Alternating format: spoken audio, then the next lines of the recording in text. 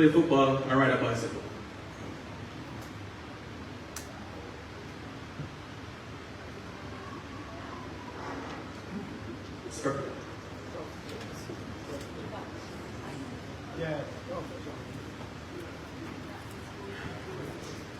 I used to look forward to power cuts because this was the time my dad would tell stories. He was the best storyteller that ever lived.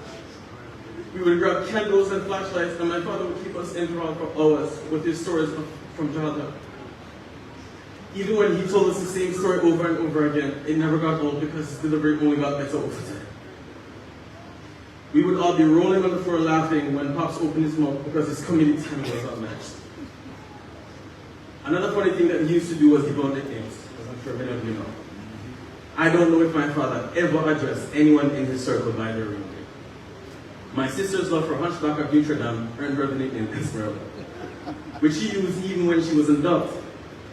When she moved to Canada and talked to him about the cold and snow, she was rebranded as Snow White. He would play games like boxing, tennis, and golf on Nintendo Wii with us. He was very competitive, and he didn't believe in handouts. We had to fight to the end to earn our winnings every single time, but as you can probably imagine, we gave him a really hard time.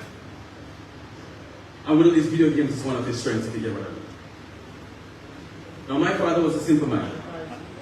Whenever he returned from the stores, his first line of action was to have his fish eaten. Usually a doctor fish, and the whole Scotch bonnet pepper was always present.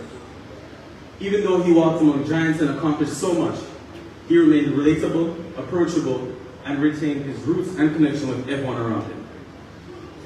His simplicity was reflected especially in his dressing. While he carried himself royally, he was known for always wearing his signature red, green, and gold marine, which reflected his commitment to Rastafari faith and his Pan-African beliefs. He was a proud father when it came to his children. My sister Keisha recounts that when she told him she wanted to become a lawyer, his response was, "Oh, you mean you want a lawyer?" But when she got called to the bar, he went and boasted to everyone about his bona fide lawyer daughter. Throughout every career decision, whether positive or negative, he would tell us that if you want good, you know how to run. Or just stop stopping. You soon reach where you want. He might have been a bit disappointed when Keisha never pursued music. However, he knew she excelled academically and was supportive as education meant so much to him. He loved horse racing almost as much as he loved music and his family. He was dedicated to the health and well-being of his horses and would personally go a bush a few days a week to pick Medina for them.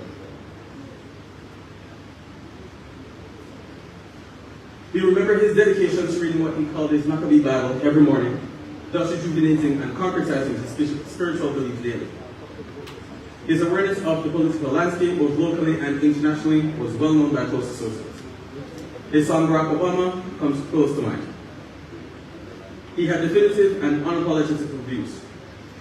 He would hold spirited debates with anyone who challenged him about his political stance. It would be remiss of me if I didn't take a moment to thank the people who have been here throughout my dad's musical and finally his health journey. I would not be able to call all their names, but they know themselves. The friends who gave their time and energy selflessly, without the thought of reward or recompense, they gave from the heart. As a family, we thank you. To those well-wishers who sent positive messages and prayers, we acknowledge your positive thoughts. Thank you to my fathers, to Kokoti's millions of fans around the globe who mourned his loss, the loss of his physical presence. I know you will continue to keep his legacy alive through his music. Jah guide and bless you all. In closing, I would like you all to keep his family in your prayers. We thank the Most High for gracing our lives for 65 years with the best father, husband, brother, uncle, the greatest storyteller, our faceless protector. The family is comforted by his precious memories and would like to leave you with the words of one of his lesser-known songs, Room in My Father's House. It goes like